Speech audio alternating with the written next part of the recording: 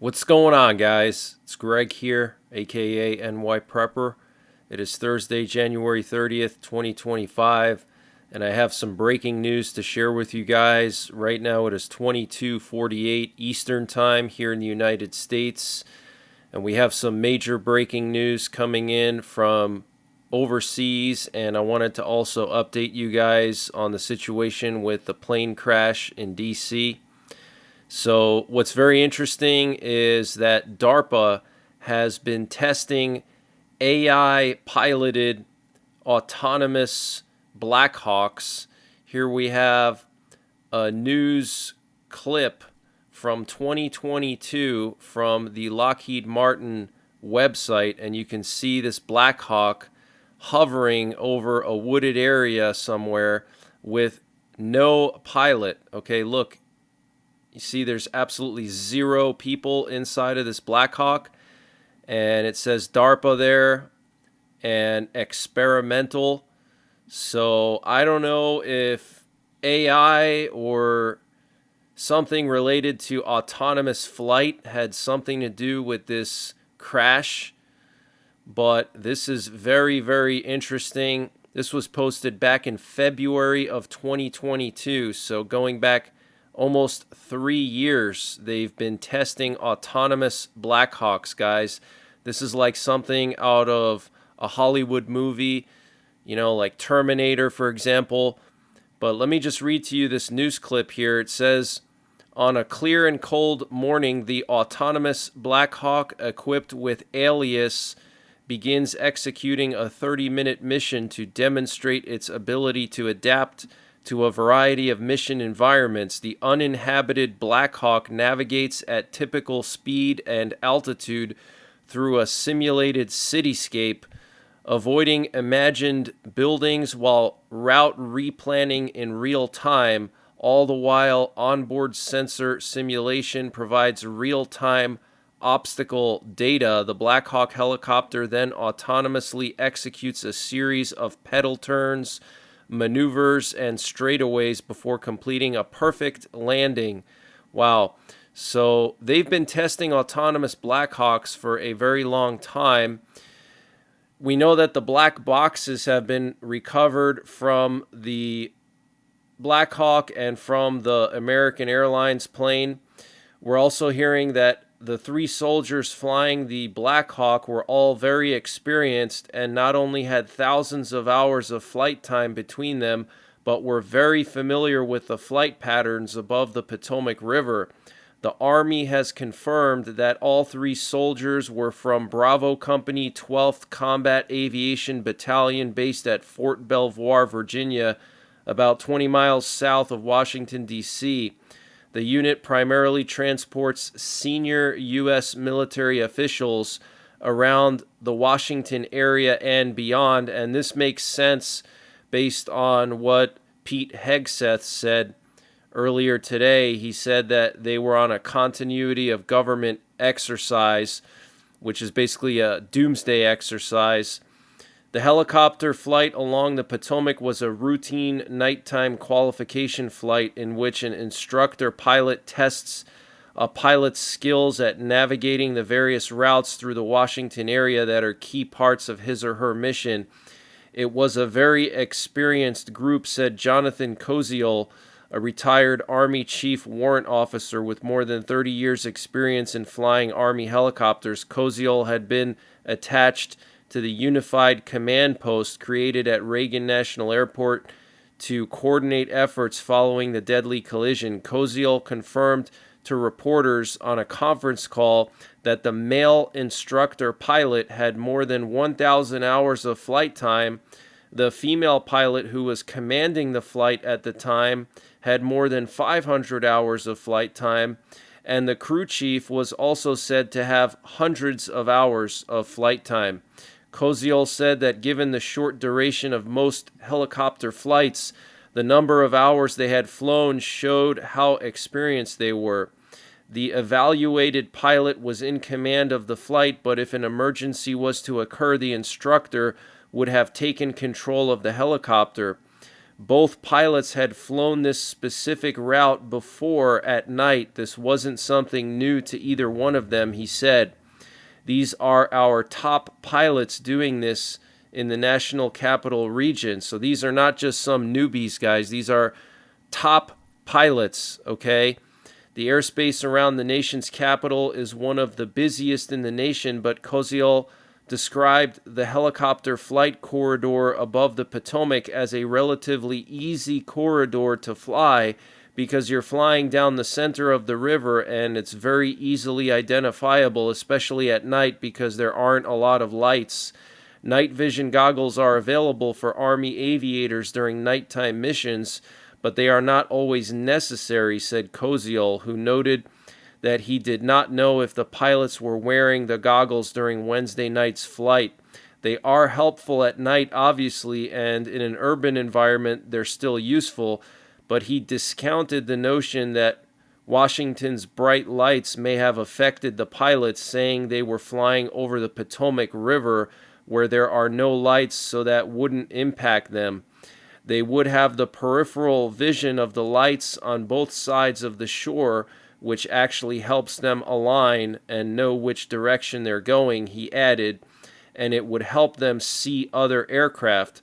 Furthermore, Army aviators are required to test their ability to fly night unaided without night vision goggles. Koziol said the pilot's situational awareness would have been aided by a moving tracking screen in the cockpit, pinpointing their exact location along with visual aids within their lines of sight. You have the lights on either side of you and obviously the rotating beacon on Reagan National to point out the airfield and all the traffic on it for them to know exactly where they're at, he said. So, pilot expert, okay, an Army helicopter pilot with 30 years of experience, saying that this is very unusual, basically. And this update was sponsored by EMP Shield. Guys, EMP Shield has created a special discount just for you, the listeners of the NYPrepper channel. If you go to empshield.com and use the promo code NYPrepper, you can get 15% off your entire order. And why do you need an EMP Shield? Well, this is a special device to protect your vehicle, your RV, your solar generators, your radios from an electromagnetic pulse, which could be caused by a solar flare or potentially a rogue country like North Korea detonating an electromagnetic pulse weapon over the United States that's mounted onto a satellite. So protect your vehicles, protect your RV, protect your radios, protect your generators with an EMP Shield. Use my promo code NYPrepper to get 15% off. Installation is super simple. This is a veteran-owned business, 100% American-made, and the EMP Shields have been tested by the military, okay? And free shipping is included to the entire continental United States. And the link and the promo code are in the description below this video. And the New York Times is reporting that staffing at the air traffic control tower at Ronald Reagan National Airport was not normal for the time of day and the volume of traffic, according to an internal preliminary FAA safety report. The controller who was handling helicopters in the airport's vicinity Wednesday night was also instructing planes that were landing and departing from its runways. Those jobs typically are assigned to 2 controllers rather than 1. Okay, so you have 1 air traffic controller doing both helicopters and planes when normally there should be 2 separate controllers. So maybe that had some effect. And then here we have new video footage coming out from Fox News showing exactly how much time the helicopter had to change course. Okay, so if you look very closely at the screen, you'll see the Lincoln Memorial outline here, this big white rectangle. That's the Lincoln Memorial. And if you look just above the Lincoln Memorial, right above the horizon, you'll see this little tiny white dot. That's the Blackhawk. And then all the way to the right, the larger white dot above the horizon is the actual plane. Okay, so, you're talking about a distance of looks like about a mile apart. Okay, look how much time this helicopter had, probably like 10 or 20 seconds at least. Okay, but so here you can see it coming in, and you can see it has its strobes blinking. And then here you can see on the right the larger white dot there. That's the plane. I mean, look at this. This is totally insane. Okay, still going. Look at all that time, and it's still going, still going, still going. And I'm not going to show the actual collision simply because of YouTube guidelines, but I mean, you're looking at 30 seconds here, okay, from the beginning of this, just this one video. So absolutely insane. Okay, lots of time there.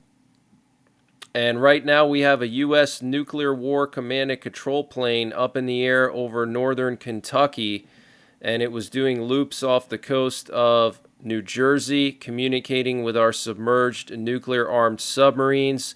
And we did have a good amount of nuclear attack options broadcasted today.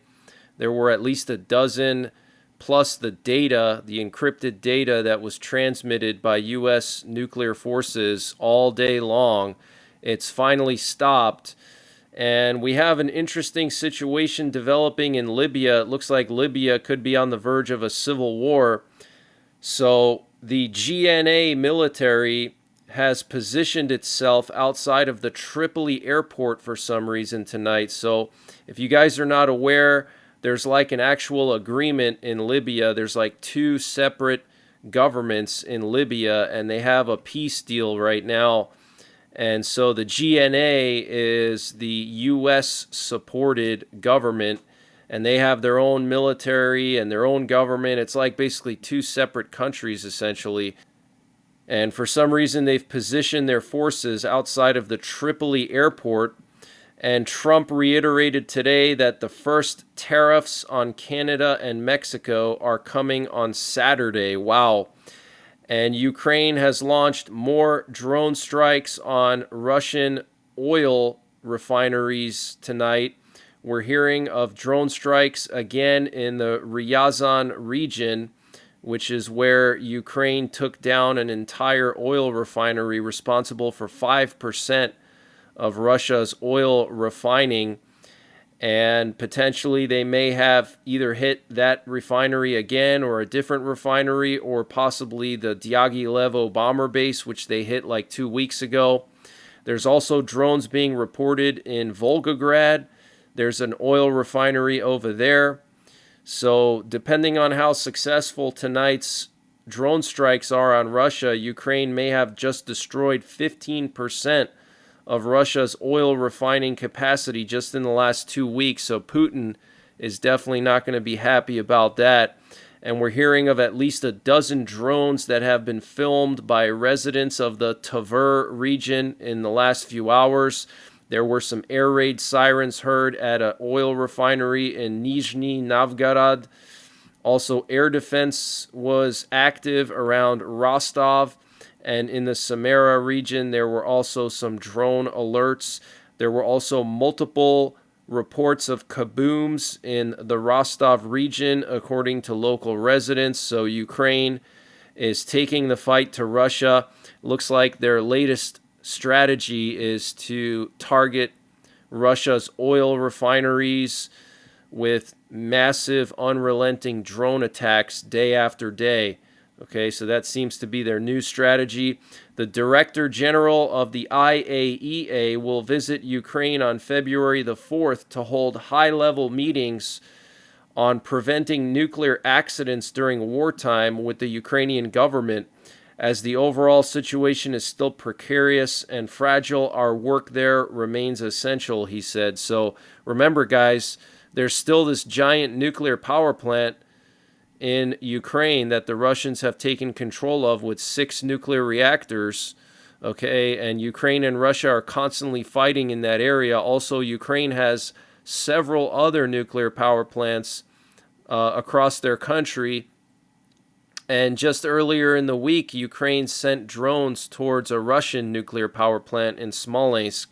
Okay, so there's still the chance of some kind of a nuclear accident in Ukraine or Russia with all these infrastructure strikes that Russia and Ukraine are conducting on each other. And we're hearing that oil flows from Russia's Ust-Luga port in the Baltic Sea have paused in the aftermath of recent Ukrainian drone attacks. Bloomberg reported today, citing shipping data and a source with knowledge of the oil deliveries. Wow. Okay, so one of Russia's main ports in the Baltic Sea has shut down its oil deliveries. Wow. And Marco Rubio, the Secretary of State now, said Ukraine has been set back 100 years as a result of the war with Russia. He said its energy system has been destroyed. Someone will have to pay to restore all this. And how many Ukrainians have left Ukraine and now live in other countries? They may never return. And this future is also under threat, he said. He added that the previous U.S. administration somehow convinced people to believe that Ukraine could not just defeat Russia, but destroy it, return everything to the state of 2012 or 2014. However, as a result, the U.S. is financing a prolonged stalemate. Wow, strong words there from Marco Rubio. And after reports of a U.S. strike in the Idlib area of Syria, U.S. Central Command has now confirmed that they conducted a precision strike in northwest Syria that targeted and killed Mohammed Salah al-Zabir, a senior operative of the al-Qaeda-affiliated group Hiras al-Din. And the Israeli Air Force launched airstrikes along the Syria-Lebanon border in the Bekaa region. And Frontier Airlines issued a temporary nationwide ground order for all their planes due to an IT outage. But that's the latest breaking news that I have. I wanted to update you guys on the plane crash situation and the situation in Ukraine. Don't stop prepping, guys, okay? I know we have a new government here, and our government appears to be doing things the right way now, but it doesn't necessarily mean that we're all safe and nothing is ever going to happen, okay? We still have to prepare and be alert, because we still have North Korea supercharging their nuclear arsenal. Okay, Kim Jong-un just ordered his nuclear scientists to supercharge their nuclear enrichment, and North Korea tested numerous cruise missiles and hypersonic missiles even recently. China is rapidly developing their nuclear arsenal. Russia is developing their nuclear arsenal. Okay, so we still live in a very unstable world.